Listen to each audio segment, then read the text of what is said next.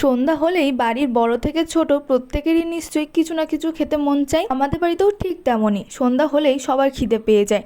প্রত্যেক দিন তো আর সন্ধ্যাবেলাতে টিফিন করা সম্ভব হয় না, তাই মাঝে মধ্যে কিছু করা হয়। এই যেমন আজকে চিকেন পকোড়া বানিয়েছিলাম।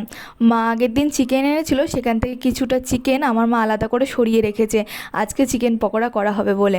চিকেন পকোড়াটা করা হবে তার জন্য আমি এখানে প্রথমে মশলাটা বেটে নিলাম। একটা পেঁয়াজ, 5টা কাঁচা লঙ্কা, কিছুটা আদা আর একটু বেশি করে রসুন। আর চিকেনটা ফ্রিজে ছিল, আমি বার করে রেখেছি কিছুক্ষণ আগে, ঠান্ডাটা কেটে গিয়েছে। তো আমি প্রথমে বেটে রাখা মশলাটা দিয়ে দিলাম। এবারে দিয়ে দিচ্ছি এর ভিতরে জিরের গুঁড়ো, ধনের গুঁড়ো আর দিয়ে দিলাম গোলমরিচের গুঁড়ো। গোলমরিচের গুঁড়োটা একটু বেশি পরিমাণেই দিয়েছি, 2 চামচ মতো, আর বাদ বাকি দুটো মশলা ওটা 1 চামচ করে দিয়েছি। এবারে চিকেনের মধ্যে দিয়ে দিলাম লবণ আর দিয়ে দিলাম 2 ঢাকনা মতো সয়া সস। এবার এটাকে খুব ভালো করে মেখে নেবো। আমাদের বাড়িতে চিকেন আনলেই মাঝে মধ্যে আমরা সলিড পিসগুলো একটু সরিয়ে রেখে দিই এরকমভাবে চিকেন পকোড়া খাওয়ার জন্য। মাঝে মধ্যে আমরা স্যুপও বানিয়ে খাই।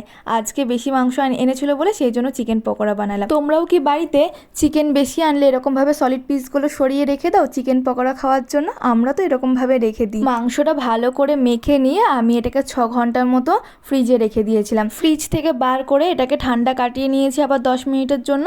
আর এদিকে দেখো আমি তেলটাও গরম হতে বসিয়ে দিয়েছি। এবারে দুটো ডিম ফাটিয়ে এর মধ্যে দিয়ে দিয়েছি, আর দিয়ে দিয়েছি এর ভিতরে বেশি করে কর্নফ্লাওয়ার, আর কর্নফ্লাওয়ার যতটা দিয়েছি তার অর্ধেকেরও কম পরিমাণে দিয়েছি ময়দা, দিয়ে খুব ভালো করে মেখে নিয়েছি। তেলটা তো আগেই গরম হতে বসিয়ে দিয়েছিলাম, তেলটা গরমও হয়ে গিয়েছে। এবারে একে একে আমি পকোড়াগুলোকে দিয়ে দেবো।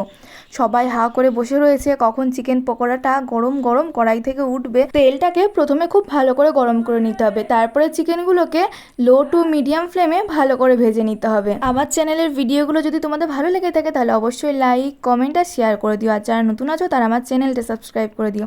আর যারা ফেসবুক থেকে দেখছো তারা আমাকে ফলো করে দিও।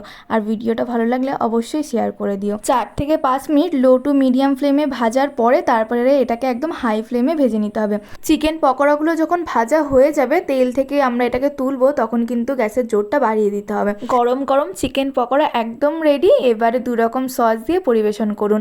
মাঝে মধ্যে এরকম গরম গরম চিকেন পকোড়া কিন্তু তোমরাও বাড়িতে বানিয়ে নিতে পারো। ভিডিওটা ভালো লাগলে লাইক করে দিও।